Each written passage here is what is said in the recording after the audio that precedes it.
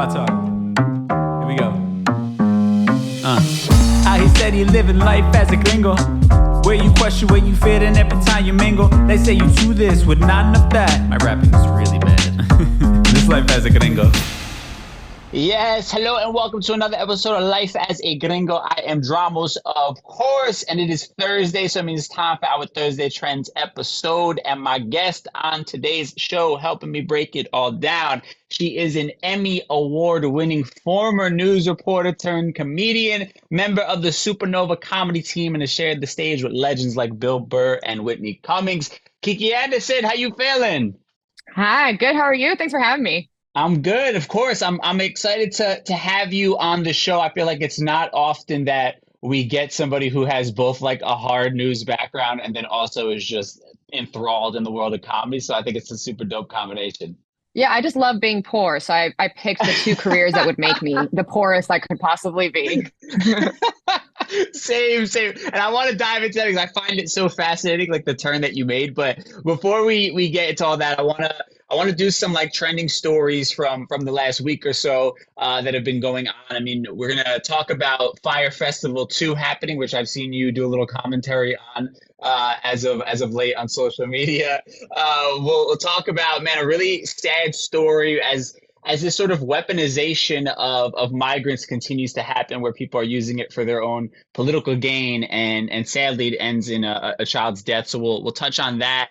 And then for our Mi Gente segment, on the positive side of things, we're going to talk about a Latino market in Oahu that is helping out, with the wildfires that happened over there in Hawaii. So providing some aid, people helping people. And then, of course, I want to talk a bit about your story because I find it really fascinating. But before all that, let's just dive into the heavier topics. We'll start with the nonsense, the BS, and we'll do it in a segment we call For the People in the Back. Say it louder for the people in the back.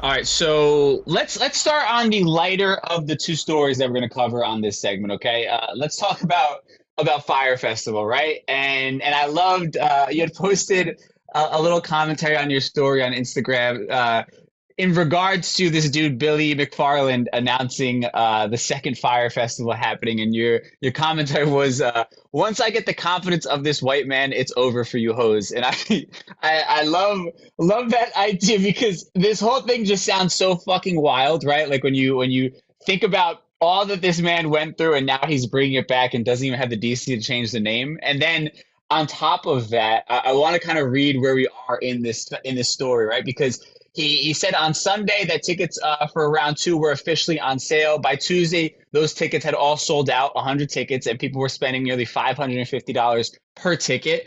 And there's been no headliner announced, no location announced, aside from us knowing that he probably won't be in the Bahamas because the government of the Bahamas wants nothing to do with him. But the irony is that this is less than a year after he was released from prison. He tweets about Fyre Festival 2 is finally happening. He's like the Tupac of scammers, it feels like, almost, right? Like he's out on bail, fresh out of jail, and then he's just getting right back to his fucking craft of scamming people, it feels like. I mean, you're seeing this just like anybody else. What's your thoughts? My thoughts on that are, I'm less mad at him. I'm more mad at the people buying tickets, right? Because like we see white guys fail and not face consequences over and over again, whether it's him or like a president not being held accountable for his actions, or like a poor white guy in Idaho, whatever. Like that's their MO. But like, who are these people buying fucking tickets? I don't know. I mean, I think one of the people made a comment that like, even if it ends up being a bust, at least we get a vacation out of it. And it's just like, man, what I don't know if it's people like, I feel like we also live in this world where people do things for like some sort of clout, obviously. And maybe this is another form of that. Like, I was the person who went and tried to go to Fyre Festival 2, and now they can like document it on their social media. Yeah, no, this is not a country of critical thinkers. Like, America is just vibes all the time. That's a great way to put it.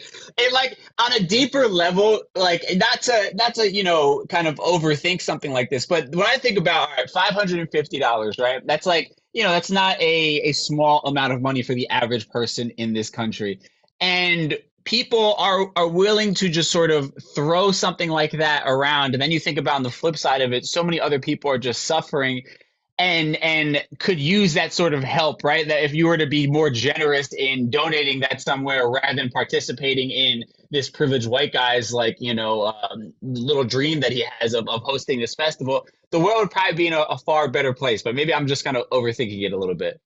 Yeah, or even like invest in yourself. Like I joke a lot about like the millennial crisis. Like we're never going to own land, and it's like yeah, because you're spending your money on fire tickets. Like I remember when people were spending money on trying to make that Kardashian a billionaire. They were like, she's not rich enough yet. Let's make her a billionaire. Just give her money. She's not even going to give us product in exchange. We're just donating money. And this is why we're not going to own land. Like yeah, no, that's a great point. Like, what is it about millennials to a degree? Because I do hate when boomers are like, oh, these kids are privileged and entitled, but then they go and do stupid shit like this. And I'm like, maybe there's like some sort of point to this old dude's, ranting and raving. Yeah. I don't claim them. They don't represent us. So, all right. So, I mean, obviously the verdict is out, but the last thing I'll say on this is that they're saying the most expensive ticket, because there's going to be like another series of tickets, it's listed for nearly $8,000. And there's going to be some asshole who buys the $8,000 ticket. God, is there, like, I don't know, like, I feel like he should be publicly shamed, like, bring back bullying, right? Yeah. for certain people. But like, the fucked up thing is when I think about this, it's like, yes, the American dream is alive and well for privileged white guys who have no shame whatsoever about scamming others. Like that's who the American dream is alive and well for, someone like him. Yeah. And going back to the people you were talking about, they're saying that they're just going to get a vacation anyway. They haven't told you where it is. Like you could be going to fucking like Kansas for all you know. And that would still be a step above from the Bahamas where you were getting no water and like slices of bread. Like at least Kansas has fast food. Right. If the aliens are looking down on us right now, I think it's not, it's not saying much for our culture or where we're at as a civilization, I think. Yeah, no, it's really not. No, shout out to him. He is living the American dream. Just keep going. You are who you say you are, and he sticks to that. So good for him. He really is doing it. Yeah, you know what I mean? To that is authenticity, right? He is authentically just being a scumbag, and I you have to give it up to him that even after all he's gone through, he still has not changed a damn thing about himself. Yeah, he went on the documentaries. He let them interview him. He's like, yeah, this is what I did, and it didn't work, and I'll just keep going. Well, okay, well, we should all aspire to be that bold. Yeah. I mean, also fame, I think it's a hell of a thing, because after you've like the first festival and you've publicly gotten shamed, you're like going to be going to jail, and you're like, you know what I think is a great idea? Let me sit down and do an entire documentary where I relive the entire experience, and people can see how shitty of a human being I am on their television screens. Like that's how powerful fame is. Yeah, it really is. It's all clout all the time. And it's like they say, there's no such thing as bad press, obviously. It obviously helped his cause. And maybe he will have a successful festival because of it. My only thing is that guy that offered to give BJ's for water better get a cut. Because that's the true hero here. That's the hero we didn't know that we needed, but we were so grateful for out of this whole story, I think. But I mean, yeah, obviously, like you said, it's, I guess, bad press is still press at the end of the day. And that speaks to a tragic story, like kind of a hard left turn here, obviously. But in politics, that's what our modern political system has become, right? These guys and women in politics are using any opportunity they can to get their name in the news, even if it's for the most disgusting and vile things that a human being could do. And we're seeing that in Texas. I mean, you have this tragic story where a 3-year-old migrant girl who had arrived at the Texas border, she died on a Governor Greg Abbott approved bus that was being shipped to Illinois.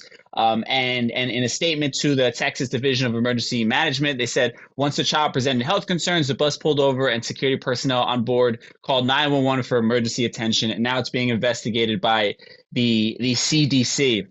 But all of this is completely unnecessary and could have been avoided had these people have just been treated like human beings when they got there in the first place, right? And not been placed in the middle of this pawn, or being pawns, I should say, in the middle of this guy's political game in Greg Abbott, you know, and it's wild to kind of see that, A, this isn't even like a national story that we're hearing, that people are just like outraged that shit like this is just so flying under the radar. And maybe that's a commentary on our modern media.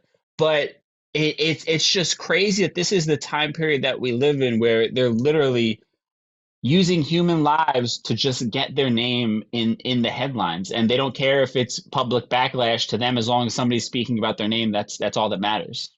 Yeah, and then they get to say, look how bad this little girl's parents were for bringing her across the border, right? But that's not the real issue here. That's propaganda.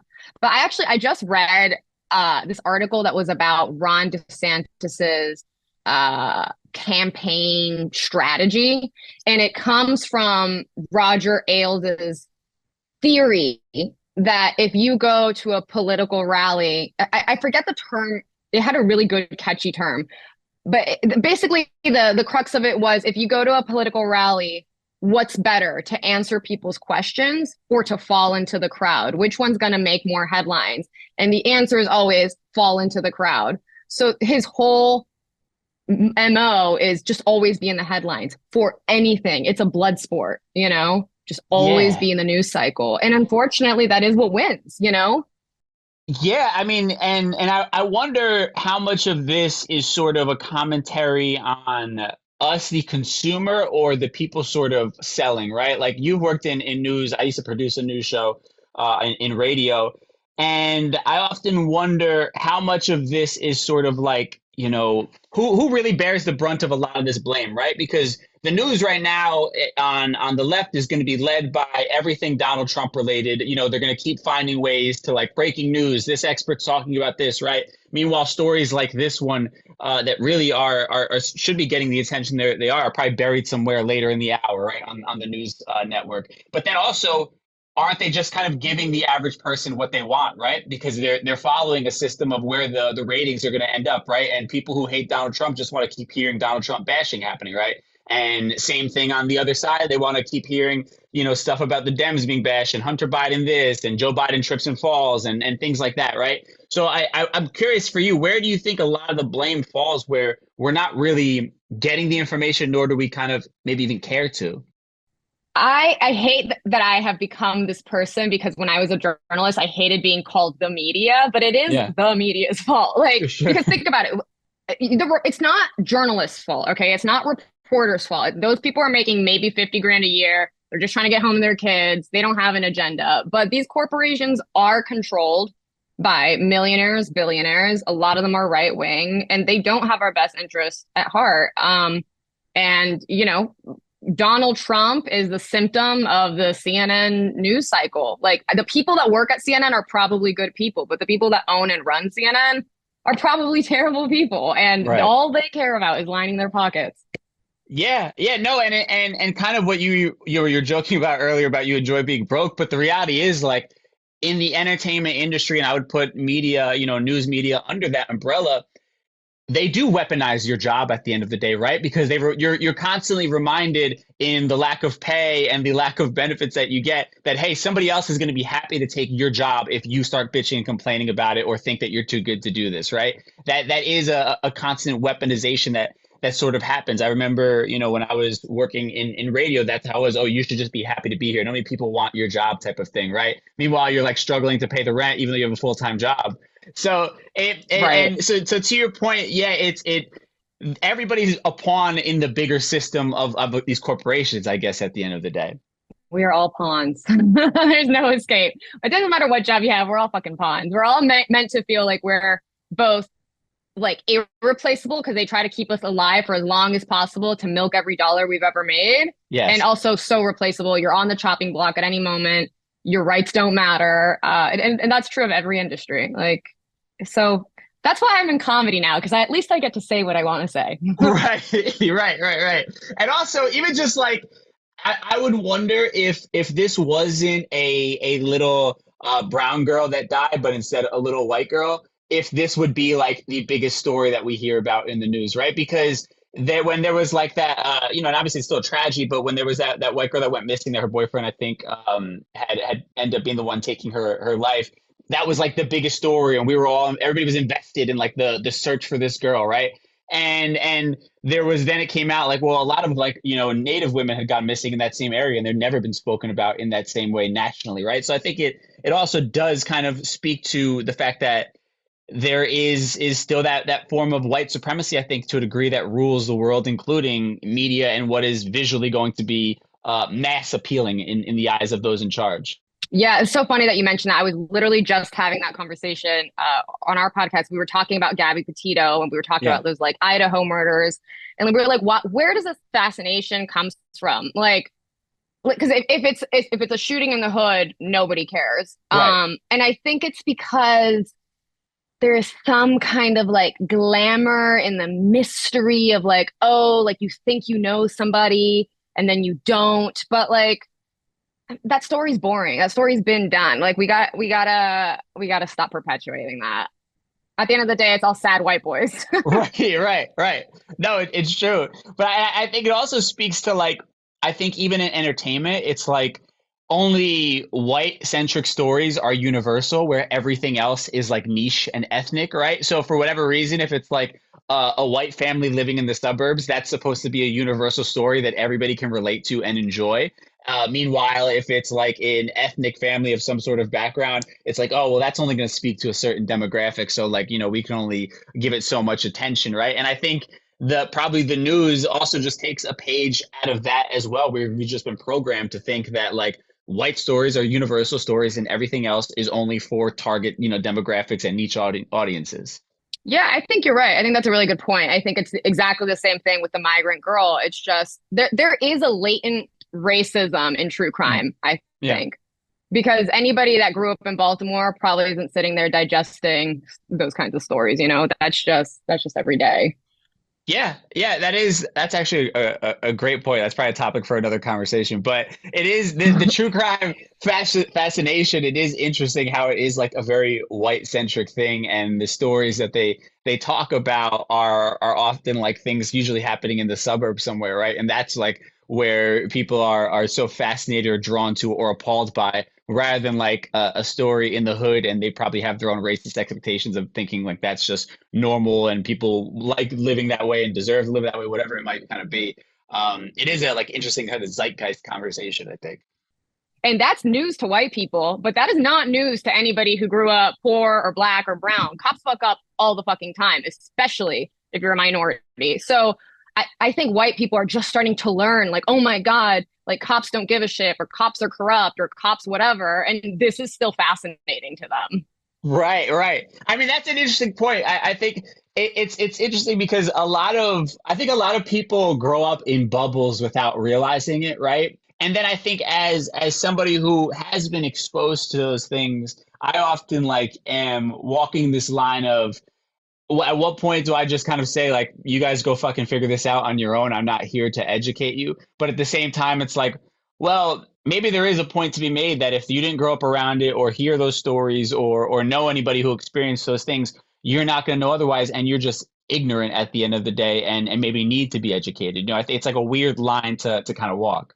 I think eventually things lose their novelty and maybe just become common knowledge. Like, I don't know, on a very separate but very extreme, like there's a reason like Jackass isn't what it used to be, because like that sort of TV had its lifespan and it's over. It's been done. And I hope that true crime gets there too. I hope that people understand violence against women happens.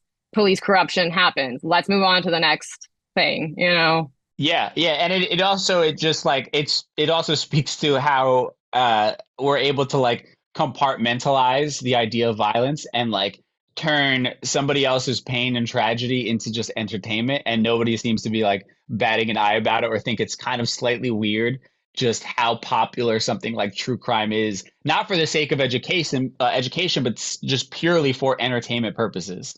Well, we're sick. We're numb. We got nothing. We're not buying houses. We got nothing to dream about. So we're just desensitized. We need to watch gore and guts and people fighting and people stealing each other's husbands and calling each other racial slur. Like that is what America feeds off of now. It's bad. It's bleak. Yeah, no, it really is. I mean, yeah, I don't think either one of us are going to solve that issue here on this podcast, but it is like I think something to think about, like because I think at the end of the day we can always write this shit off as, oh, it's just a podcast, it's just a TV show, blah blah blah. But to me, all of this stuff really just speaks to a larger sort of vantage point when you zoom out of what does it say about our current culture and the fact that these are the things that millions of people are drawn to more so than anything else. Yeah. Yeah. And I think it only gets weirder and more bizarre with, the more immersed we are in the internet. Now we're all super online. The next frontier is AI and Right. what fresh horrors lie ahead, like. Yeah, no, it's true. And then I think it's also kind of bringing it full circle. It's no secret why the modern political system and politicians have felt the need to like up the ante of their ridiculousness, because that's what sells at the end of the day, right? And now it's become like fucking pro wrestling at the end of the day when you watch some of these guys talk and like the things that they're saying, and it's like they're just feeding people's like bloodthirst at the end of the day, and people just can't get enough of it. It just keeps getting worse and worse and worse. It does. And I think it also, in some ways, it's almost, I think people have, of all spectrums, of all political spectrums, have started to realize how they're getting fucked over by the system, right? Like, this person is succeeding because of these reasons, and I'm not succeeding because of those reasons, and I didn't get this, and I dreamed about that, and it never happened for me. And so people have this like festering anger, and we just see that manifest in this spectrum of ways, whether it's wrestling, whether it's politics, whether it's true crime, whether it's reality TV, AI. Like this reality is not good enough, so we need to start creating virtual realities to right. Immerse ourselves in and forget about our problems. I think people are hurting. Like, shit's fucked. Yeah, no, I feel the same way. I think like if you really broke down the psychology of it all, like these people who are really just hardcore, like their identity is fucking, MAGA or whatever political affiliation it is, and they can't see anything other than that. It's like this is just a hurting person who has found something to latch onto and has found somebody to blame for all that they're going through, right? I mean, there was an article, I can't remember if it was the Atlantic or where it was, but they made like an interesting kind of observation when it was like Mitt Romney and Donald Trump kind of competing for the Republican nomination. They were talking about how even religious people, you would think they would have gone Mitt Romney route because that's what he was spewing out there, right? Very religious, conservative, traditional, type of person. But they went for Donald Trump because they felt like he was somebody who was actually fighting for them, right? Like, so they had all this pent up anger, and regardless of if this person basically went against all of their religious beliefs, they still chose him because they finally felt like somebody was like fighting on behalf of them because they had all of that pent up resentment about their lives. And I think it is an interesting commentary as to the sort of state of the country and how much people are hurting, but also how much people are feeling ignored by their representation. Yeah. And I'm going to say something that taken out of context could be very misconstrued, but I do think that Donald Trump is spiritual in a way. He's got his church and his set of beliefs that people meditate, right? That is also a symptom, is like people have lost spirituality. They've lost a core set of beliefs that like unites them as a community. So they go to these like bastardized cults, I think that is, man, I don't push religion on anybody. I'm not a super religious person, but I am a spiritual person. I think our society's lacking spirituality. That's why you got people clinging on to crystals and whatever, because there's no set of like unifying morals. There's no set of like what it means to be an American. So you get Donald Trump, who's got some bangers of, whatever. Yeah. No, I think that's actually a great point, because I think it's like, the want to be a part of something bigger than yourself is just inherently human, right? And I think half the shit that we're taught growing up is not of any actual use to us becoming actual happy human beings, right? So we're looking for all these answers in all the wrong places because we were actually never taught like what what sort of are the core things that feed a human being, make them feel fulfilled, make them, scratch that itch for wanting to be a part of something. And then we end up just finding it in these random places. And one of them might happen to be, a slightly overweight orange, elderly man who just yells all kinds of, racist comments. And we somehow find, I guess, our peace and our fulfillment in that. Right. And like, I'm a liberal, I vote left, but he's got merch. What do we have? Right? Yeah. What do we have that unites us? Nothing. Right. No, listen, there's nothing sexy about the Democratic Party. Like, when the sex appeal left when Obama left office, that was it. That's all we had. You know what I mean? So outside of that, I get why nobody else is appealing to them. And if you're just into pure entertainment, Donald Trump is going to be your guy because everybody else is a snooze fest. And I think also I vote left, but I think they've done a horrendous job at trying to find the next face of the party. And that's why even though Donald Trump has been indicted on multiple charges and all kinds of crazy shit has been brought up, he's still, neck and neck in the polling at this point with somebody like Joe Biden. Yeah, it's a blood sport for them. And you know what? The one thing Republicans have that liberals don't is that they're diehards for each other. Right. They protect each other. They're like a gang, like a mafia. Liberals, if you're not liberal enough or you say the wrong thing, you're done. You're canceled. And it's like these culture wars that we're fighting are important. Trans rights, gay rights, Black Lives Matter. They're all important, but that's not actually what's on the forefront of anybody's mind all the time. Most of us are just worrying about where we're going to get our next paycheck and how we're going to afford tomorrow, Right. And they don't offer any real solutions. Exactly. But that's the thing is that the idea that most people are more than half the country is living check to check, that should be the leading thing that like they're all talking about. And like, this is my plan for it, and this is how we're going to fix it. But instead, they've pulled the like more polarizing issues like, LGBTQ plus rights or, Black Lives Matter. And they've made that seem like that's the one issue that is going to, decide the fate of this country and your happiness and your ability to exist moving forward. Yeah. I've got trans friends that will talk about, I'm less worried about trans athletes and I'm more worried about, am I going to have healthcare tomorrow? I'm like, right. Yeah, right. It's especially a bigger problem for trans people than cis people. But yeah, it's these like dumb culture wars that we're fighting that are, they sell papers. Right. That's a great point. And I do want to pick your brain a bit more on the news media, but we'll do that a little bit later. I do want to shift gears now into a more positive story. I feel like we've talked about basically how the world just sucks up until now. So let's. Yeah, I'm sorry, I went off. You're good. I'm in the same boat. Trust me, we're feeling off each other, I think. But we'll talk about some positivity from the community in our Mi Gente segment. Mi Gente.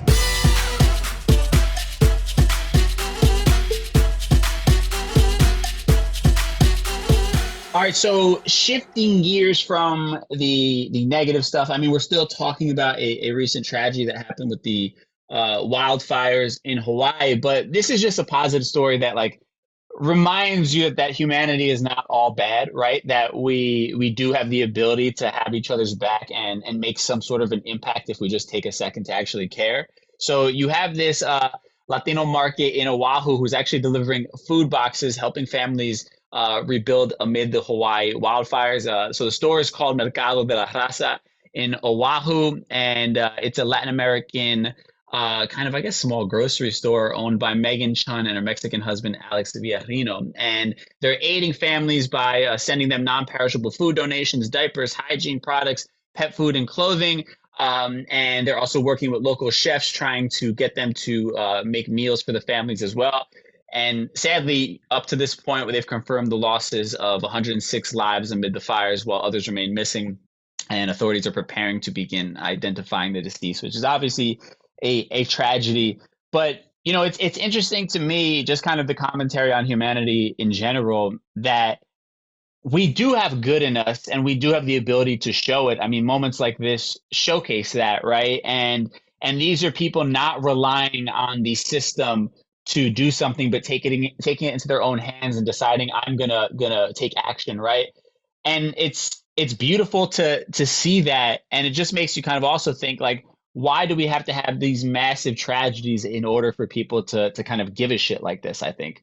I don't know if I agree with that. I think, first Mm. of all, Latinos are the best. Like, that's just how Latinos are, Yeah, right? that's a And fair it shows point. up in small ways. Yeah. Like my mom and I, we went to Miami. My mom's disabled, and everybody in Miami is Latino. And the Uber drivers would get out to help her get into the car. That doesn't happen in other cities. Right. That's a Latino thing to do. You don't need a tragedy. Latinos will be Latinos no matter what. But yeah, for the rest of society, I don't know what y'all are doing. No, I think that's actually a great point because if you think about like our community, we're very tight knit, right? Especially certain areas where you have like large pockets of us, living. Like I'm originally from the Bronx, and there's a large Puerto Rican population. So like my grandma's apartment building, they were all like family. You know what I mean? And everybody looked out for each other. And my dad's from Puerto Rico, and his neighbor is one of the kids he grew up with that now owns the parents' house, and they all know each other. He looks out for the house that we have over there. So yeah, there is that community aspect that is ingrained into our culture, right? That I think is sort of missing from the, I guess, larger culture of humanity as a whole to a degree. Yeah, but to your point, I mean, I'm just being facetious. I do actually agree with what you're saying. It does feel like our community only really rallies when something terrible happens, right? And I think it's just because everyone's caught up in their own shit, I don't Sure. think people are bad. I think people are just tired, right? You're trying to make your dollar bill. You're trying to feed your kid. You're trying to get your good night of rest. And so it's hard to be taking on all the world's problems when they feel so expansive and endless. But when it's that in your face, like a hurricane or an earthquake or whatever, like how can you look away? Yeah, I mean, I think that is true. It's like, everybody is out here struggling in some sort of way. The majority of people are, right? The 99% of the country has to actually go out there and work every day and figure shit out for their families and themselves. But I think I don't there is, and to your point, we can't all be out here solving every problem that exists in the world, right? There's just not enough time in the day. We don't have enough resources to care about every single thing on a level where we're actually investing in it, right?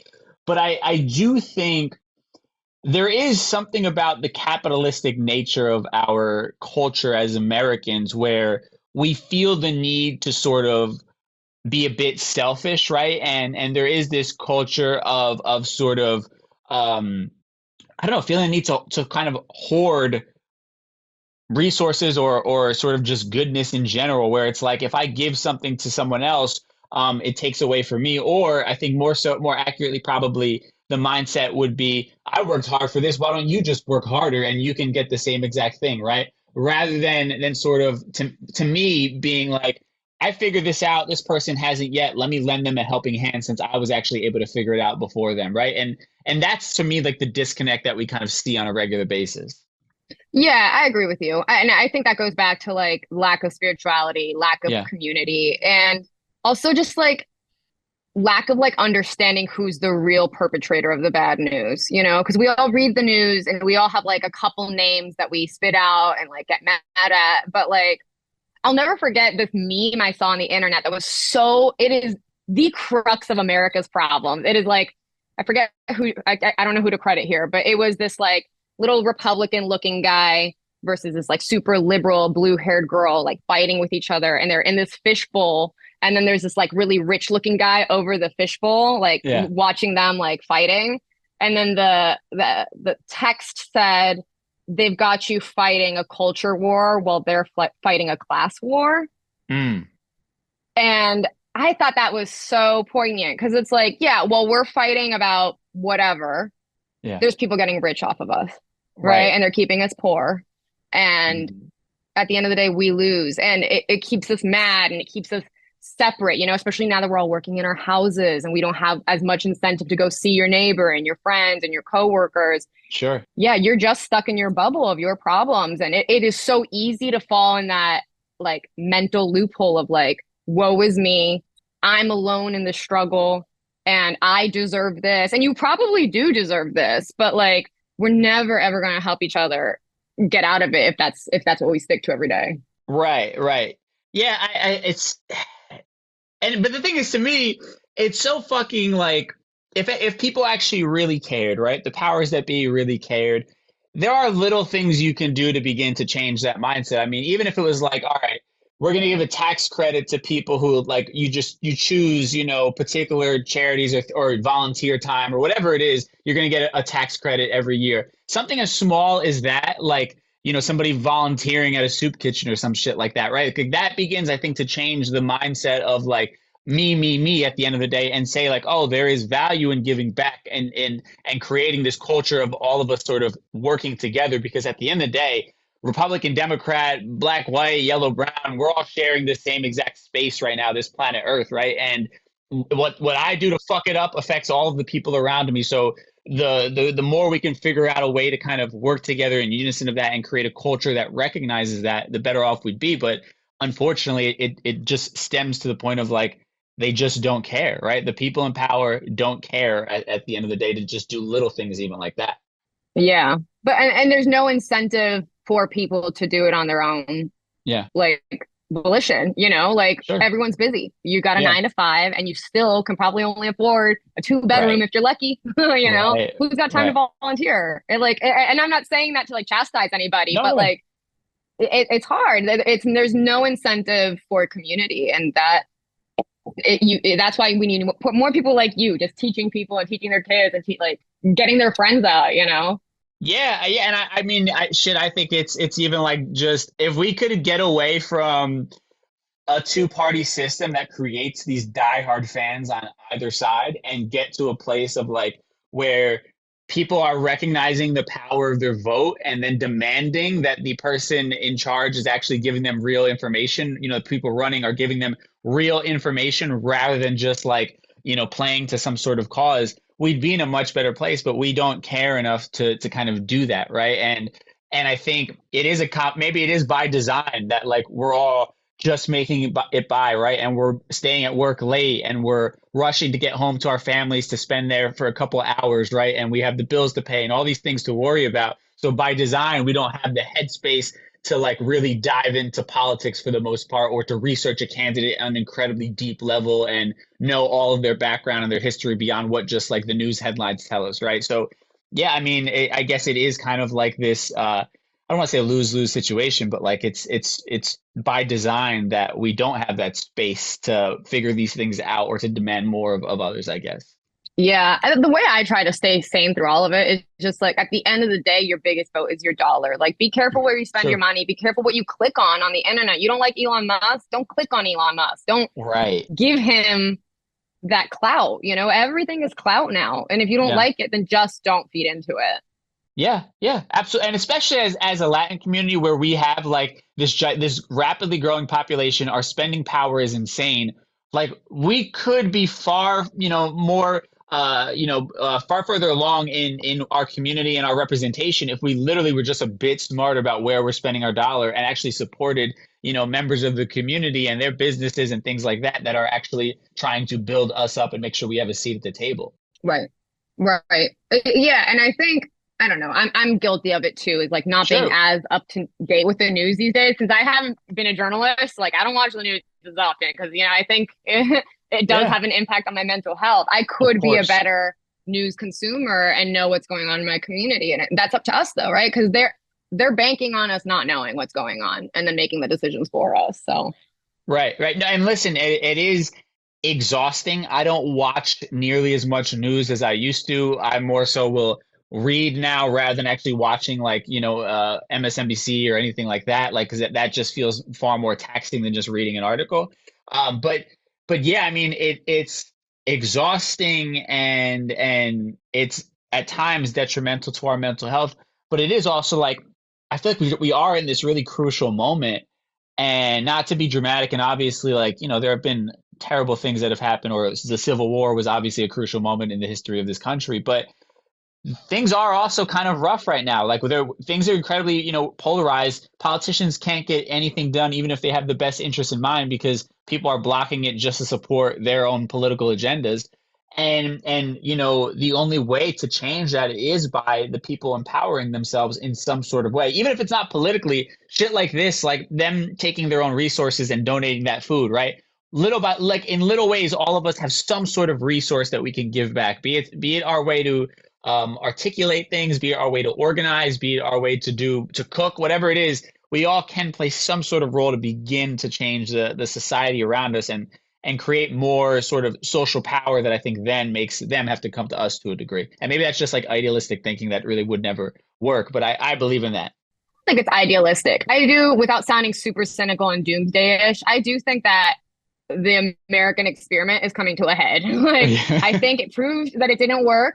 Yeah. And there's serious flaws in the system by design. Yeah. And people have woken up. Like, I hate the word woke, but people have gotten woke, you know, Sure. and they realize how they're being slighted by the system and that it's not set up for them. And you can't go back. You can't put that back in Pandora's box. Like, it's out. And people are only going to get angrier and angrier the more we know about it, you know? Yeah. Yeah. No, I think that you're absolutely right. I think, the veil has been lifted to a degree, you know, and people are pissed off and rightfully so at the end of the day. And I think that leads, even perfectly into, I want to talk a bit about your background, because I do find it fascinating, because I'd made a similar shift where I was in more like entertainment radio, and I just completely shifted into doing my own thing, podcasting for my own mental health, basically, for wanting something a bit more. But I'm curious for you, first of all, how long were you working in news media? I was a news reporter for 4 years. 4 years. Okay. So that was like you basically the entire presidential run of Donald Trump, basically. Yeah. I got to see Obama leave and Trump come in, and boy, oh boy. What a weird What a time to get into that industry. So you see, my first full-time job in radio, ironically, was a producer on a conservative radio show. And it was literally, I think I started there in November, I want to say. So actually, maybe later. So whatever. It was a couple months before Trump gets inaugurated, and then that I could kind of just feel the shift happening a bit as things were getting more and more just picking a side, essentially, and just focusing in on that one point. You know, like I can remember even editing audio, and like the host would want us to make a specific point, so we would chop the audio like before it got to the full context, just so it supported whatever point he was making, right? And it's like, technically he's not lying, this was said, but if you're missing the full context, it's not really the narrative that is going on out there, right? So these were things that began to open my eyes to like, man, the quote unquote news, which is supposed to be giving us what's going on, is the same shit as entertainment. They're telling you whatever story they feel like telling you that day. And you kind of have to figure out, if you want to, what bits and pieces of it are based in reality, and what bits and pieces of it they chose to kind of leave out. But I am curious for you. Obviously, you had some sort of a negative experience in it. What was kind of like the changing thing for you that you were like, man, enough of this? For me, the turning point. Well, first of all, I worked for Sinclair Broadcasting, which you might know is a right-wing organization. I didn't know that when I started working for them. Yeah. Because I went to one of their stations in Oregon. Oregon's very liberal, or at least parts of Oregon. And I didn't really realize the impact of what this organization believes and is trying to put out into the world until I moved across the country back to Baltimore to their mothership, their headquarters. And that was when Trump won the presidency. And that was when I was like, oh shit, I really got to bail. But like, a lot of people ask me, they're like, oh, were they like pushing like the Republican agenda down your throat? And I'm like, not really, honestly. Like, it didn't affect my day-to-day stories as much, maybe here and there.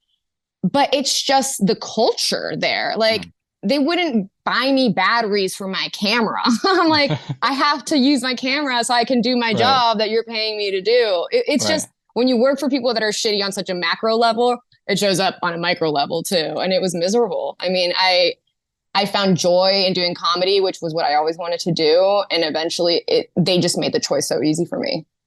Yeah, I love that what you just said there, where if they're so shitty on a macro level, it also affects even the little things, right? Because I can remember the host that I worked for, like, he wasn't inherently, like, I didn't hate him inherently, you know what I mean? But like, I just, it was obvious, like, the way, if somebody is able to sort of, because at times he would come out of the studio like during a commercial break and be like, man, Trump really needs to stop fucking up, and then like say the complete opposite while he was on air, right?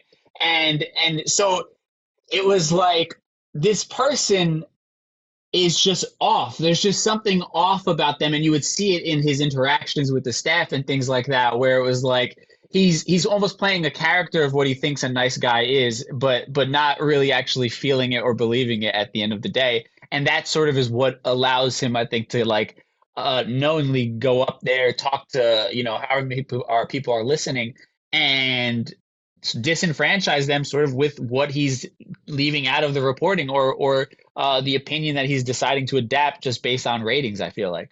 Yeah, and it's like what you said. It's like making you feel like you're replaceable and like you don't matter and you're just lucky to be here. I mean, imagine doing that, but with Republicans. Right. Yeah, that was a brutal game. And I was lucky that I had a bigger, different dream that had nothing to do with them, because it was like, if I had a bad day, well, I'm going to go hit the stage. Like, this doesn't matter. This doesn't matter. This doesn't matter. But if your dream is to be in news, that sucks, because I don't know where the reprieve is. I don't know what the goal is. Right. Well, I'm actually curious, like, if you had any experiences with, because now, with the ratings and things like that, they can, like, the bigger stations can get it down to like almost minutes of like where the drop off happened, right? Where they talked about a certain story and then like the audience dropped off after that. So like I think what a lot of people don't realize, like what a point I'm trying to get at is, in the same way the Real Housewives are watching the ratings of their shows, it's the same way the news channels are watching the ratings, right? And we sort of, I feel like the old notion of the news is like, okay, here I am to get my information on what's going on in the world, right? Whereas them now, because of the competition that's happening and their ability to track ratings and having to worry about sponsorships and all these different things coming in, they're playing the same game as entertainment. What are we feeding people that are going to keep them coming and not going anywhere, even if it's not giving them, sort of the full menu of all that's actually happening and what they really came here for in the first place? Yeah, I think there's truth to that. News is a business like anything else, and local news is a dying industry, unfortunately. Nobody's watching local news. So it doesn't surprise me if they'll do anything to get people to watch. Right. So what was the transition for you? Like, I know you said they made it easy, but there had to be some sort of like fear that you had to get over in leaving at least like a stable job, as stable, I guess, as you could be in that industry, to then just sort of like the world of comedy where you are living day by day, trying to just make it work for the most part when you're starting up. Yeah, I think a couple different things happened. I mean, I was literally going to open mics till 2 a.m. and then going to work at 5:30 in the morning. So my health was taking a toll. Like, I just wasn't well as a person. Right. And I joke a lot. Like, I always say, like, you can't report on the mayor and then talk shit about the mayor. Like, you're going to get yourself in trouble. I met up with a friend of mine who knew how badly I wanted to do comedy. And I was just complaining to him. I was like, this sucks. Like, I'm going to lose my job. At some point, somebody's going to find out that I'm doing comedy. I'm exhausted. Like, this just sucks. And what I really want to be doing is comedy. And he's like, well, if comedy is the thing that you can't stop doing, like literally you're risking your livelihood over it, then maybe it's the thing you should be doing. And look, I quit news 5 years ago in September. I don't know if comedy is the thing I should be doing, but I don't really like believe in callings or any of that. But I know that it's the thing I like doing. And that's good enough for me. Yeah, no. And I think I relate to that on a deep level, because when I left radio, I was doing like pop radio, and I'm like, it eventually became a conversation with myself of, I'm here talking about like who Ariana Grande is dating, and like the world is burning around me. How do I continue to justify that almost? You know what I mean? Like, how I'm speaking to millions of people on this platform, but what does it mean? Just so I can say that I'm speaking to millions of people, I'm not giving them anything that is of any service at the end of the day, right? I'm not giving them honest commentary in some sort of way, making them think in some sort of way, or even really something that I'm not even giving them what I'm truly passionate about, right? So it's like getting over, I think, the ego of being attached to like, I'm on the radio or I'm a journalist in the news, and just really kind of getting down to, I think, what truly makes you happy at your core. Yeah. And I think my sister once asked me a really good, like, rhetorical question that changed the game for me, because I think so many people ask themselves, what do you want? What do you want? What do you want? Yeah. But she asked me, she was like, what are you willing to sacrifice? And that's a game changer, right? Because when you work in news, you're sacrificing your weekends, your holidays, your ability to make real money, your sanity. There's so many things that you're sacrificing. And I wasn't willing to sacrifice that for the few and far between wins, comedy has its own sacrifices and its own struggles and its own problems with the industry, but the wins taste so good that I'm willing to eat shit for as long as I have to, you know? And maybe I won't feel that way in 5 years. Maybe I'll want out, you know? But right now, the wins still taste good. So Yeah, that's a great. Who's your sister asked you that rhetorical question? yeah. That's a great fucking question. I wish I had that question while I was struggling to make that decision because that would have made it so much easier. Like that, I remember dreading the drive every time I had to drive into the radio station. That would have like easily answered the question. Like, yeah, you just shouldn't be doing this right now. And that's a Right? It's such a banger of a question. yeah. It really simplifies everything. That's a fucking bar that you just dropped. I think that's a perfect way to end there. I don't think we're gonna do anything better than that. That's so good. But Kiki, it's been a pleasure getting to meet you and have you on here. Where can people check you out? I know you got the podcast going on now. What can people head to check out all that you're doing?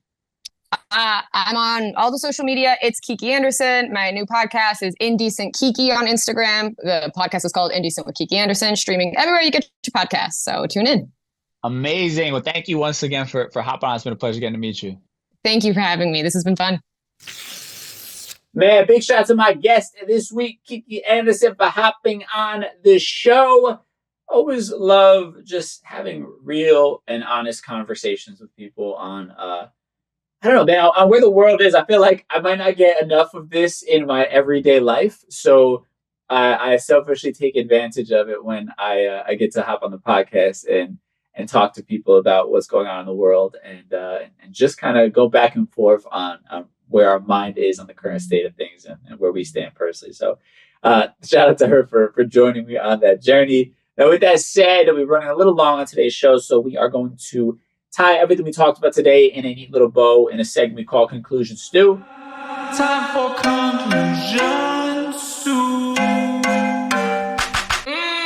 All right, so we got into a few different stories and then just kind of allowed ourselves to trail off a bit, which I always love doing with a guest that can, we can hold a good conversation, just like two normal people, and it doesn't feel like we're sitting here, trying to record a podcast. I'd rather just be able to talk to somebody. So I always appreciate that. So big shout out to Kiki Andersen for hopping on the show.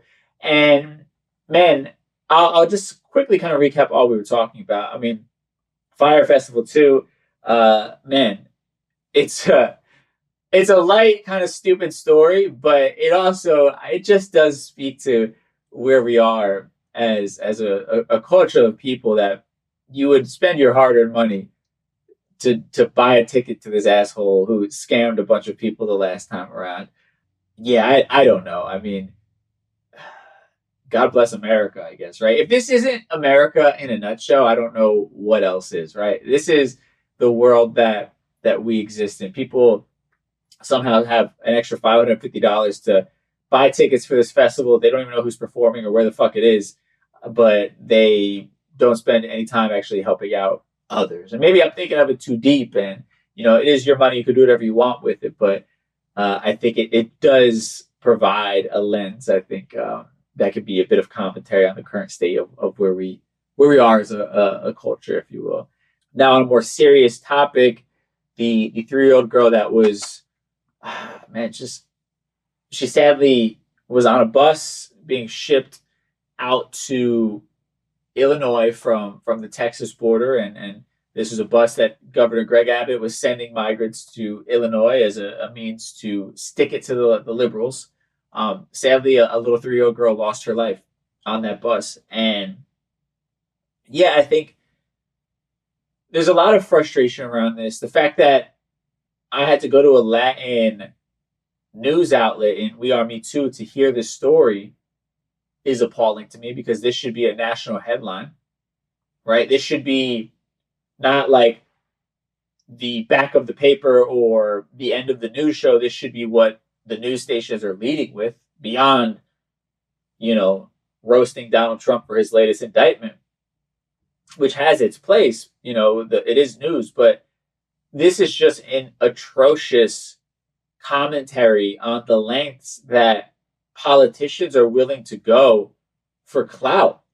They're no different than these fucking TikTokers doing stupid stunts out there in the real world and getting themselves in trouble. And they're no different than an OnlyFans model doing what she does or he does to get some sort of attention, right?